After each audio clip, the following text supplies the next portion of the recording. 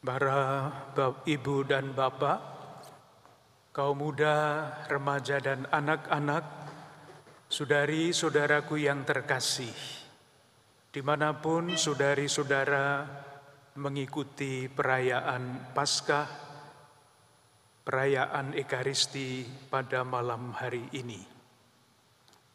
Bersama-sama dengan para petugas liturgi, pertama-tama saya ingin mengucapkan selamat Paskah. Kita merayakan Ekaristi sambil berharap agar kita semua, keluarga-keluarga dan komunitas kita dapat menerima, mengalami, dan merasakan buah-buah kebangkitan Kristus. Buah-buah kebangkitan itu ditegaskan oleh Rasul Paulus yang tadi kita dengarkan suratnya, dulu kepada orang-orang Roma, sekarang kepada kita semua.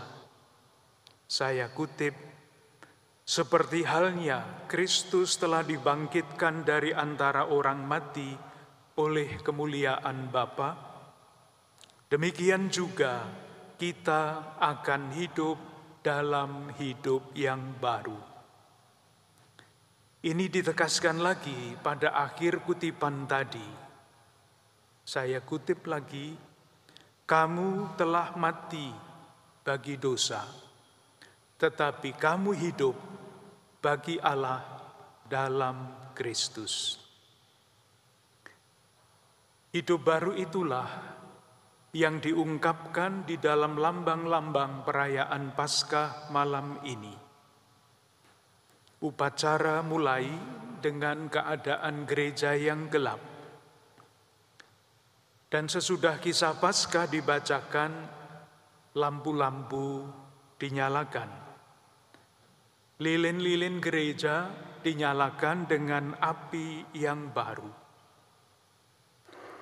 Nanti sesudah homili ini akan diadakan juga pembaharuan janji baptis.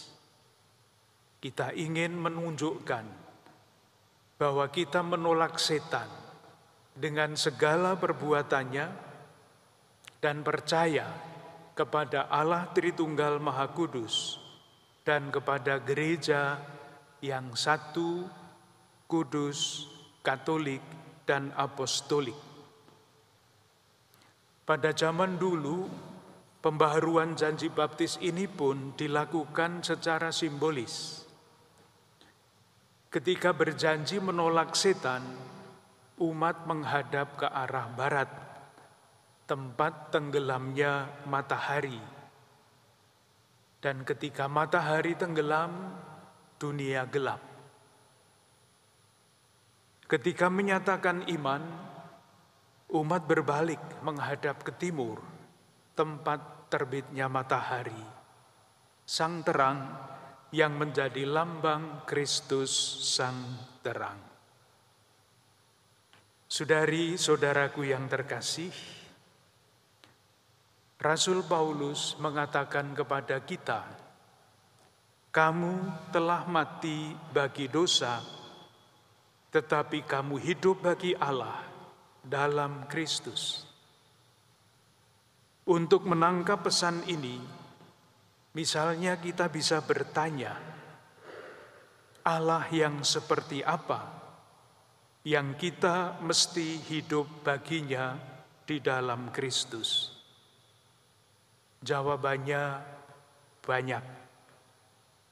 Salah satu jawaban dapat kita temukan di dalam kitab Kejadian yang tadi juga dibacakan sebagai bacaan pertama. Dialah Allah yang sesudah menyelesaikan karya penciptaan, diceritakan Allah melihat segala yang dijadikannya itu sungguh amat baik. Allah yang menjadikan segala sesuatu amat baik, memakai istilah kita adalah Allah yang peduli. Kepedulian Allah itu sejak awal mula sudah dikisahkan juga di dalam kitab Kejadian.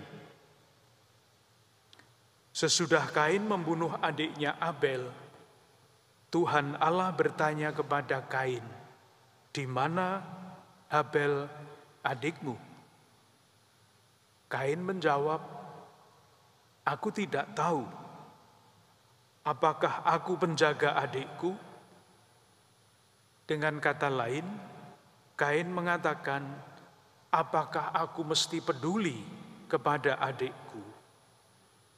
Inilah contoh ketidakpedulian. Selanjutnya Kain merasa ketakutan karena pembalasan yang diancamkan kepadanya. Ia berkata kepada Tuhan begini, "Barang siapa yang akan bertemu dengan aku, tentulah akan membunuh aku." Kepada Kain yang tidak peduli itu, Tuhan peduli. Ia mengatakan kepada Kain, "Sekali-kali tidak." Kepedulian Tuhan tidak hanya tertuju kepada manusia, tetapi juga kepada alam. Sesudah menciptakan manusia dan membuat Taman Eden, dikisahkan demikian, Tuhan Allah mengambil manusia itu dan menempatkannya dalam Taman Eden untuk mengusahakan dan memelihara tanah itu. Saudari-saudaraku yang terkasih, selanjutnya ketika dalam perjalanan waktu, kehidupan yang harmonis akibat kepedulian luntur, dimaklumkanlah yang disebut tahun Yobel, tahun rahmat Tuhan, yang kemudian dirayakan setiap 50 tahun. Pada tahun rahmat itu, kepedulian terhadap sesama diwujudkan di dalam pembebasan para budak, pembebasan hutang-hutang. Sementara kepedulian terhadap alam diwujudkan di dalam yang disebut, saya kutip, tahun penghentian penuh bagi tanah. Tanah tidak dikerjakan supaya bisa menjadi subur kembali. Semuanya diatur dengan sangat rapi di dalam kitab Imamat. Di dalam rangkaian itulah Yesus yang diurapi oleh Roh Kudus memaklumkan bahwa tahun rahmat Tuhan telah tiba. Memaklumkan tahun rahmat berarti dengan bahasa kita sehari-hari memaklumkan budaya peduli.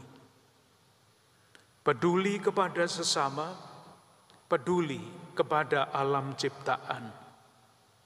Dan karena Yesus konsisten dan konsekuen mewartakan tahun rahmat, akhirnya Yesus harus menderita dan wafat. Tetapi ini bukanlah akhir, karena kisah ini berakhir dengan kebangkitan Yesus. Saudari-saudaraku yang terkasih, pada lilin Paskah ini, setiap tahun selalu dituliskan tahun ketika Paskah dirayakan. Di situ tertulis tahun 2021. Artinya, pesan Paskah harus selalu bermakna bagi kehidupan yang nyata. Kalau kita melihat kembali renungan yang kita bangun pada perayaan Paskah malam ini, pesannya adalah dengan merayakan Paskah, kita mesti hidup bagi Allah yang peduli. Dan itu berarti kita mesti terus berusaha untuk menjadi pribadi, keluarga, komunitas, gereja yang semakin peduli. Budaya peduli inilah yang dalam kesadaran gereja sekarang diungkapkan di dalam ajaran sosial gereja, yang kalau disingkat kira-kira begini: peduli dengan semakin hormat terhadap martabat manusia, peduli dengan terus mengusahakan kebaikan bersama, peduli dengan terus mengembangkan semangat solidaritas dan perhatian yang lebih kepada saudari-saudara kita yang kurang beruntung, dan peduli dengan terus menjaga, merawat alam ciptaan. Di dalam lingkup yang lebih kecil, di Keuskupan Agung Jakarta, budaya peduli itulah yang kita ungkapkan dan ingin kita wujudkan di dalam satu dinamika yang terangkum di dalam 3 kata: semakin mengasihi, semakin terlibat, semakin menjadi berkat. Kita bersyukur kepada Tuhan, karena kepada bangsa kita, Tuhan menganugerahkan watak peduli yang sangat kuat. Ini antara lain ditunjukkan oleh satu penelitian lembaga pada tahun 2018. Menurut penelitian itu, Indeks Solidaritas Sosial Indonesia menempati urutan pertama dari antara 146 negara. Sementara modal sosial menempati urutan ke-6 dari antara 167 negara. Kita mempunyai modal yang sangat besar untuk membangun budaya peduli. Marilah dengan semangat Paskah kita jaga, kita rawat, dan kita kembangkan nilai luhur bangsa kita ini dengan terus berusaha membangun budaya peduli dan mencari jalan-jalan kreatif untuk mewujudkannya.